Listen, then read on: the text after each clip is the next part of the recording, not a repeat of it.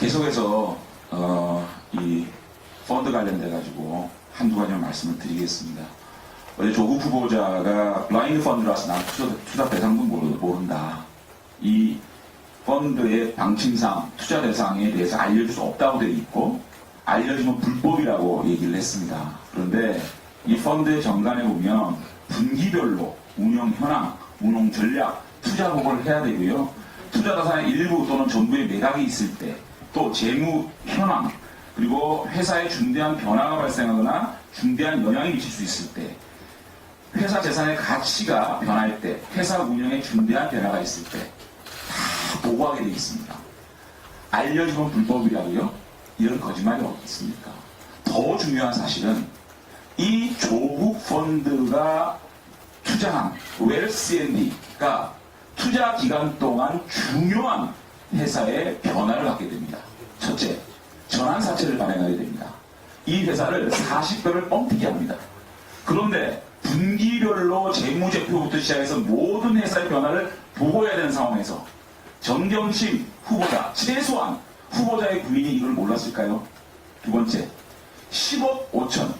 조국 후보자의 패밀리가 웰스&D에 투자한 돈과 똑같은 액수의 10억 5천이 대여금 형식으로 어딘가로 대출을 하게 됩니다.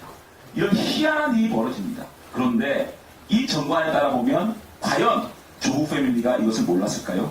세 번째, 최근에 가장 문제가 되고 있는 서울시의 1,500억짜리 와이파이 사업, 이 사업에 대해서 조국 후보자 패밀리의 펀드가 투자한 이 웰스&D가 25억에 확약 계약을 하게 됩니다.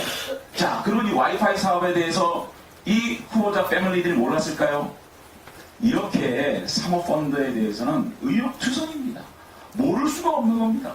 웰스&D가 이렇게 급성장하는 이 상황, 광급공사가 싹쓸이하지 않았습니까? 와이파이 사업에도 투자 확약을 하게 됩니다.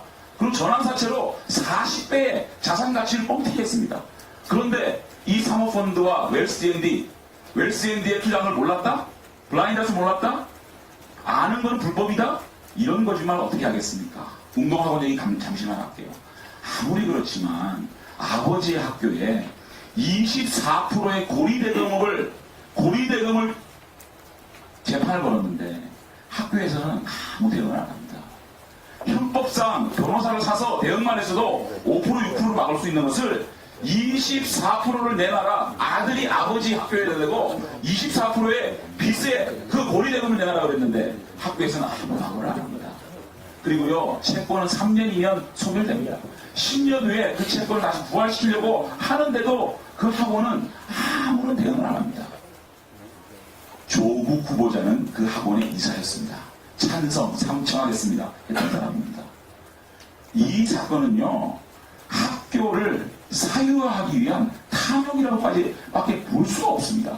교육기관 어떻게 깡통화시켜가지고 그 재산을 사유화시킬 생각을 합니까?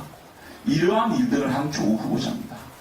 국민 여러분, 언론인 여러분, 이런 사람이 지금 대한민국 법무부 장관에 오르겠다고 합니다. 이분은 교수일 때 대한민국을 동물의 왕국에 비교한 사람입니다. 그런데 자신의 가족은 맹수의 왕국에 있었던 사람입니다. 정말 우리 사회를 격차가 없는 사회로 만들려고 하는 사람들이 천민자본주의의 가장 나쁜 단문만 빨아먹었던 그 이중적인 그 사람이 법무장관에 올라갑니다. 늦지 않았습니다. 본인이 그러지 않았습니까? 가족과 함께 쉬고 싶다고. 정말 가족과 함께 자신의 삶을 돌아볼 수 있는, 그래서 이 나라가 좀 더 정의로워지는데 도움이 되는, 미랄이 되는 그런 후보자가 되길 바라고, 문재인 대통령도 조국은 된다, 문재인 정부는 된다, 그렇지 않습니다. 돌아보고요, 반성하고, 이 정부는 자신들의 잘못에 대해서는 관대합니다. 남의 잘못에 대해서는 잔인하니만큼 합니다. 자신의 수사에 대해서 피의사실 유포를 하잖아요. 그러면요, 그거는 범죄고, 남의 사건에 대한 수사 피의사실 유포를 하면 그것은 국민이 알 건다고 얘기합니다.